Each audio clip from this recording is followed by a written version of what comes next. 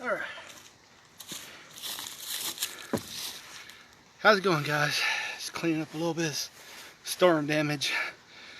Deadfall from the storm. Had a big limb fall, and we cut that up.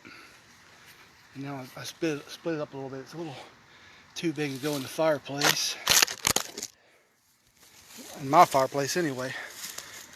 This one here, if you can see it, it's got a big knot in it, making it a little hard to split. It's almost split all the way down. Here, you can see it's just that knot is tying it together, so make it a little harder work.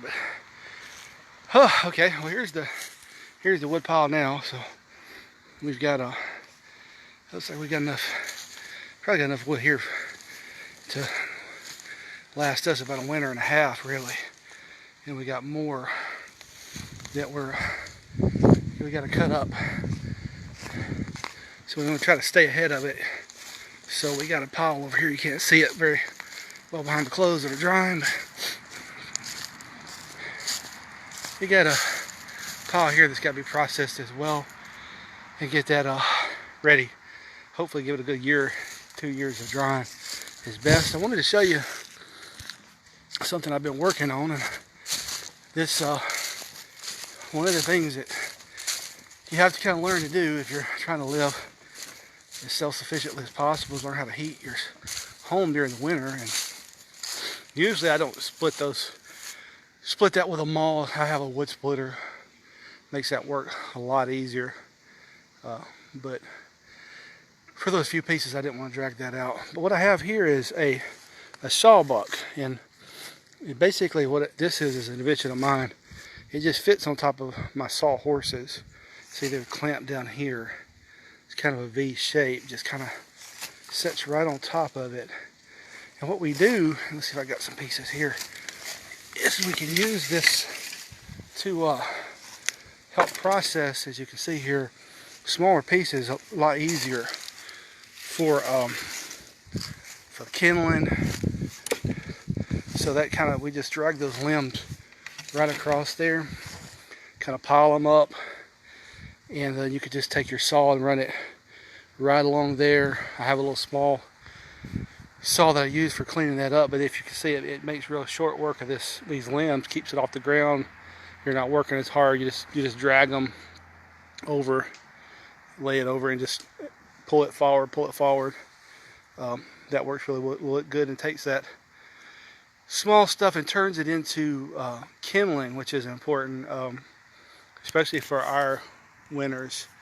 The little fireplace, you can see the flue behind me, the little fireplace I have is one of those small high efficiency stoves, and for our small place and the winters here in Alabama, it works pretty well. But there's what you have to contend with here in the South is just there's a weather cycle. It'll get warm for several days and it's cold, and so what you have to deal with is being able to start the fire, relatively easy.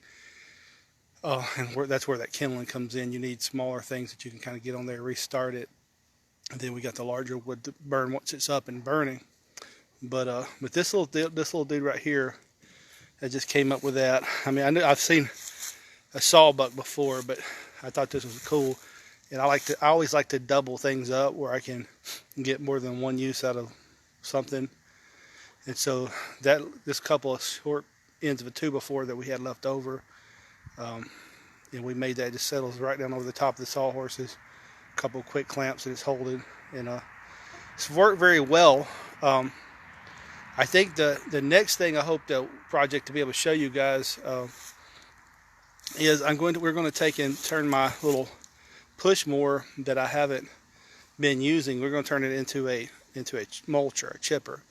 And if you can see, the last thing I have left over from these limbs is this brush, which typically probably burn it, but I like to use things, and we need the mulch, and it can be used for a lot of different purposes. But hopefully once I get it up and running, we'll do a video and show you how that works. But just wanted to share a little bit of this. Burning, like I said, burning wood and keeping your home warm during the winter, that's a big major part of self-sufficiency. And there's a lot of skill, and what's amazing is the work that goes into splitting that wood. And before people had wood splitters, all this stuff was done by hand. Even felling the trees, felling these trees with axes and splitting it with mauls, and that was a lot of work, a lot of physically demanding work that went into heating a home over the winter. So when we think about those things, it kind of makes us appreciate what we have in the world we live in today. A lot of times we complain about modern things, and if you're not careful, it becomes a negativity, and for me, it's not about